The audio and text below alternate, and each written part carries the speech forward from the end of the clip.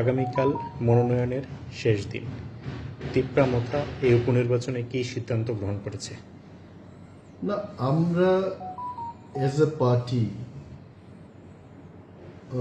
আজকে থেকে প্রায় এক সপ্তাহ আগে উপনির্বাচনের দিনক্ষণ যখন ঘোষণা হয় বলেছি যে রাজ্যের মানুষের ভাবাবেগ গত বিধানসভা নির্বাচনে যেভাবে প্রতিফলন হওয়ার কথা ছিল এটা হয়।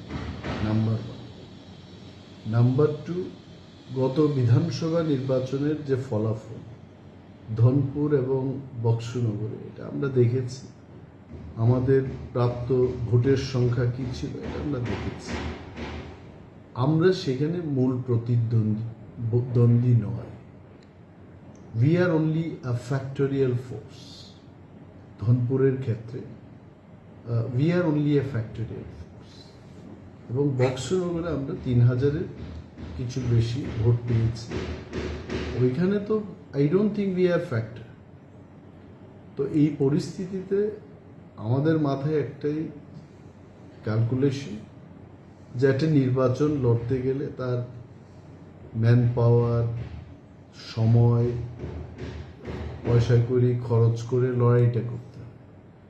তো অনেক ক্ষেত্রে আমরা দেখেছি যে বিরোধীদের ভোট ভাগাভাগির ফলে এটা হয় না। আমাদের পার্টির একটা যখন চর্চা হয়, মানুষ বলে যে ওরা লাল মাথা, কেউ বলে ওরা বিজেপির দালাল। আসলে আমরা বিজেপির দালালও না, আমরা লাল মাথাও না। আমাদের একটা নিজস্ব সিদ্ধান্ত আমরা নিয়েছি যে আমরা প্রার্থী দেব না। এর আমাদের যে ফ্যাক্টরিয়াল ভোট, এটা কাকে সমর্থন করা যায় এই নিয়েও আমাদের আলোচনা চলছে। কারণ এখন উদাহরণ দিয়ে যদি বলি, আমরা নিরামিষ, মাটনও খাবো না, চিকেনও খাবো না। তো চিকেন মাটন আমাদের একই কথা। তো এখন কোন দিকটাই যাবো এটা আমাদের চিন্তা করে বলতে হবে। But discussion is on in the party.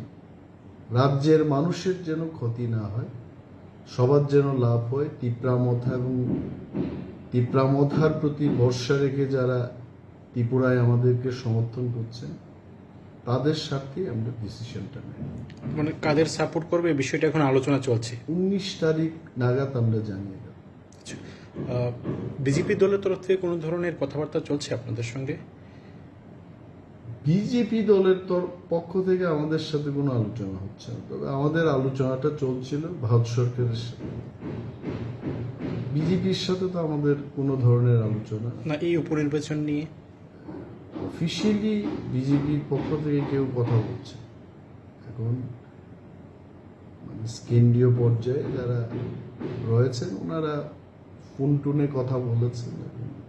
ফোনে যা আলোচনা হয় ফোনে আলোচনা করেছে। আমরা একটা কথাই বলেছি যে আমাদের তো দাবি দাওয়া নিয়ে আমাদের আন্দোলন। তো দাবি দাওয়া পূরণ হলে আমাদের কি সমস্যা আছে?